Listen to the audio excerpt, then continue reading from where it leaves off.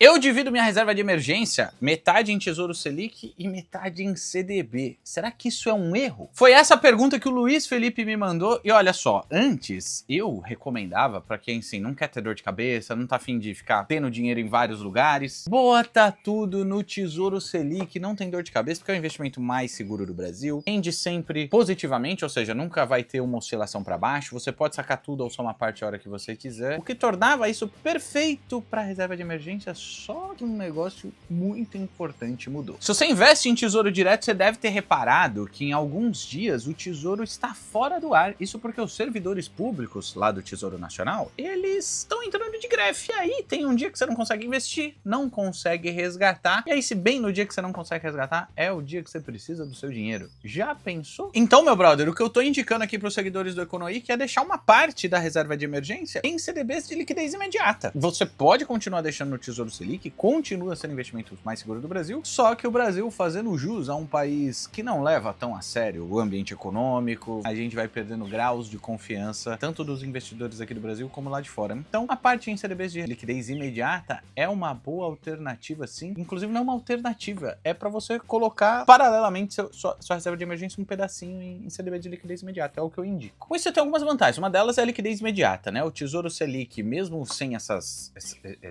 greves dos servidores, ele não tem liquidez imediata, né? Você pede resgate de manhã, se for um dia útil ele cai no fim da tarde, se você pedir no meio da tarde ele só vai cair no próximo dia útil, né? Então se tiver um feriado, um final de semana no meio, vai cair só dali a alguns dias. Vários CDBs caem na mesma hora, então você quer fazer um Pix, sei lá, pagar uma conta, um boleto, você consegue resgatar e você não vai usar sua grana sem deixar ela render. Você pede resgate na hora, já paga e tá tudo certo. Os CDBs têm proteção do FGC, qualquer CDB tem, inclusive esse de liquidez imediata, até 250 mil reais. Um exemplo é o CDB do Sofisa Direto, que tem liquidez imediata, tá rendendo 110% do CDI, o que significa que se a Selic tiver em 12%, o Tesouro se ele estiver pagando 12% ao ano, esse CDB ele vai render 13,2% ao ano. Se a Selic sobe, ele rende ainda mais. E com a liquidez imediata resolve esse problema de você precisar da grana do Tesouro Selic, os servidores lá, os funcionários do Tesouro estarem de greve e você não conseguir usar seu dinheiro. Para quem não me conhece, eu sou o Cezito Sperandio, esse é o Economy, que é a tradução da economia e dos investimentos. Eu larguei a Faria Lima, vendi uma SUV e vim de Juninho levar uma vida simples aqui na Bahia, que é o que eu falo aqui todo dia, liberdade financeira e vida simples, então se inscreve para não perder nada. Toda segunda tem um vídeo desse respondendo pergunta de vocês. Tô planejando fazer uma viagem grande que eu nunca fiz, talvez Buenos Aires ou até ir pra Bahia, inspirado em você. Qual que é o melhor jeito de investir dinheiro para viajar? Muito boa pergunta, meu brother. Tem muita gente que viaja gastando no cartão, parcelando a viagem, né, que é uma das maneiras, mas uma maneira muito legal é você conseguir pagar à vista porque você economizou antes, que é justamente a sua pergunta, ou seja, você quer juntar um dinheirinho, aí vai depender de algumas coisas, o prazo da viagem, por exemplo. Essa viagem vai acontecer ao longo de um ano, não mais do que um ano. Aí investimentos de liquidez diária que servem para reserva de emergência são um excelente lugar, até porque você pode resgatar a qualquer momento sem dar prejuízo, e outra é que a Selic tá alta pra caramba, então esses investimentos que eu falei, Tesouro Selic, CDB de liquidez imediata, servem perfeitamente. Se a viagem que você vai fazer vai demorar mais tempo, 2 anos, alguma coisa assim, uma viagem que você vai fazer internacional, já é legal você começar a pensar em investimentos sem liquidez diária, porque você consegue uma rentabilidade melhor, inclusive proteção contra a inflação. No Tesouro Direto a gente tem o Tesouro IPCA, só que o vencimento mais curto é 2029. Se você for para renda fixa privada, como é o caso dos CDBs, sem ser esses de liquidez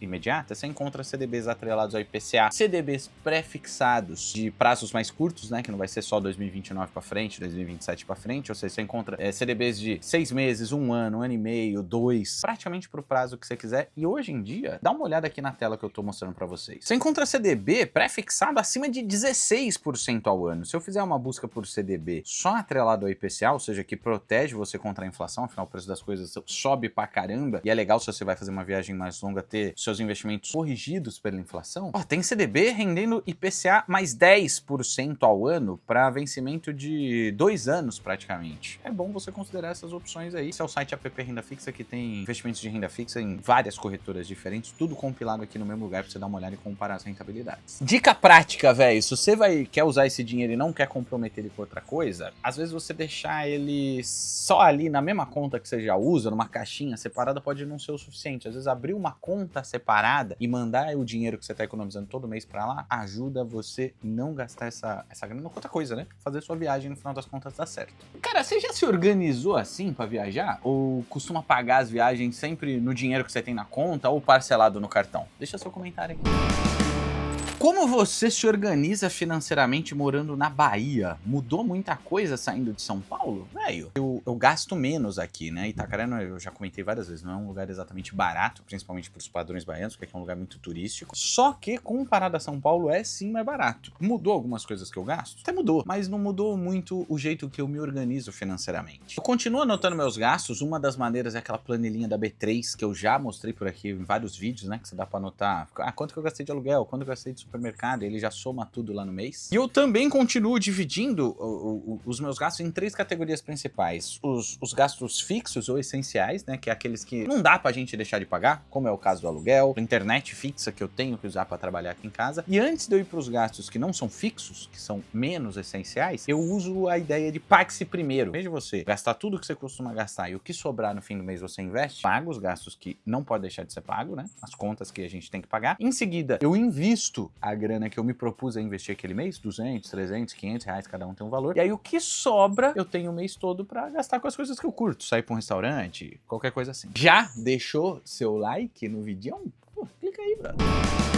O que vai render mais em 2025? FIIs, os fundos imobiliários ou as ações? Excelente pergunta. Primeiro que muita gente, às vezes, preocupada com o que tá acontecendo e outras pessoas vendo oportunidade. Porque quando a gente vê uma situação como a gente tá vivendo, se eu fosse resumir bastante, Selic bastante alta, os ativos de renda fixa, né, Tesouro, CDB, LCI, LCA, rendendo cada vez mais, há uma migração dos investidores que acabam saindo de renda variável, fundos imobiliários é um exemplo, ações é outro exemplo, e indo para as ações. E aí com essa saída massiva de gente indo de uma categoria de investimentos para outra, o preço dos ativos de renda variável, fundos imobiliários e ações, costuma cair bastante, o que a gente chama de preço amassado. E isso abre um potencial incrível se você souber escolher bons fundos imobiliários, boas ações, de comprar por um preço muito bom e esperar a valorização. Só que isso não tem a ver com os rendimentos, tecnicamente. O que você me perguntou, se eu for ser rigoroso ao pé da letra, o que você está querendo saber, é o rendimento, ou seja, os dividendos que os fundos imobiliários pagam, né, de divisão da receita dos aluguéis, ou das ações, que são os dividendos, os proventos, que é a distribuição dos lucros. Cara, isso não dá para dizer, porque, pô, tem N ações diferentes, vários fundos imobiliários diferentes, vai depender da escolha que você fizer, do setor estratégico que cada fundo imobiliário, cada ação está inserido. O lance é que os fundos imobiliários, ele tem um fluxo de rendimentos mais previsível, então quem está querendo contar com essa previsibilidade, com essa renda passiva, pode ser um bom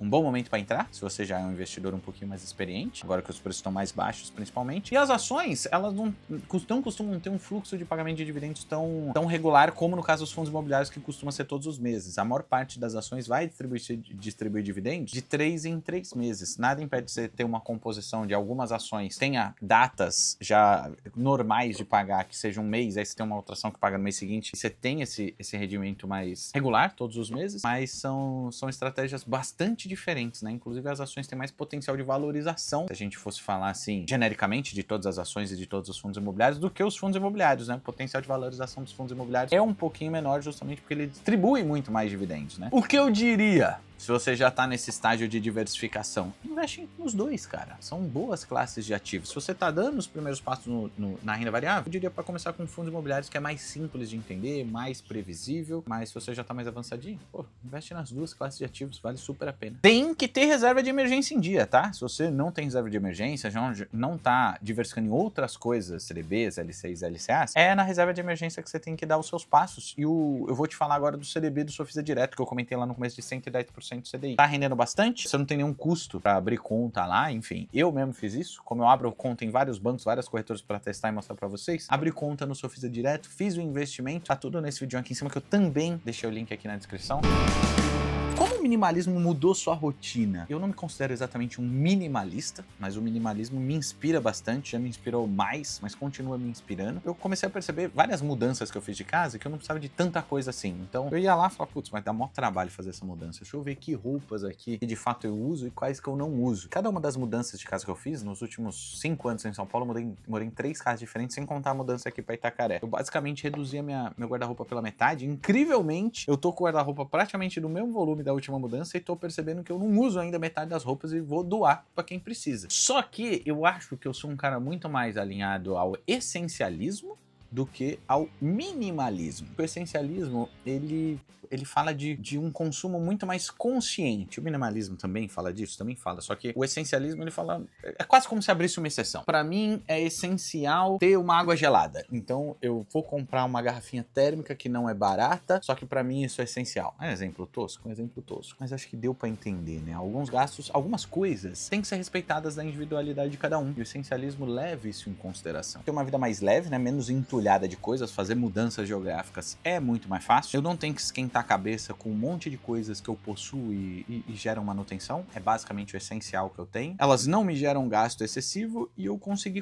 domar esse espírito de compra mais compulsiva. E aí você resolve comprar uma cadeira de escritório, tipo essa aqui, ó, que não é a mais barata que tem, não. Ela é da Flexform, no site tinha algumas mais baratas do que essa. Talvez um minimalista falasse, putz, você não precisa disso. Se você preza pela sua saúde física, se você acha que quer um ambiente confortável para sua produtividade ou qualquer coisa assim, isso justificaria a sua compra. Talvez, para um minimalista, isso fosse um pouquinho mais questionável. Você já se sentiu preso em compras mais impulsivas, num ciclo de consumo, e isso acaba te podando o seu potencial financeiro, mesmo que você ganhe relativamente bem? Como seria a sua vida se você pudesse viver sem todo esse estresse, com muito mais tranquilidade? Uma vida simples que eu me proponho a levar, que tem a ver muito com o essencialismo, com o minimalismo, ele alia as duas coisas, né? Ele tira toda essa carga de preocupações financeiras, ao mesmo tempo que permite você ter uma vida mais plena, economize e invista mais, antecipando sua liberdade financeira. Nesse vídeo aqui eu expliquei como que eu mudei minha relação com o dinheiro, levando uma vida mais simples, e isso tem me deixado muito mais tranquilo e com mais dinheiro no bolso. Aqui embaixo eu abri conta na corretora Rico. Será que ela ainda vale a pena? É uma boa corretora pra você ter e fazer seus investimentos? Eu testei, mostrei pra você com a minha opinião sincera. Lembrou do like? Clica nessa bolinha e se inscreve, pai.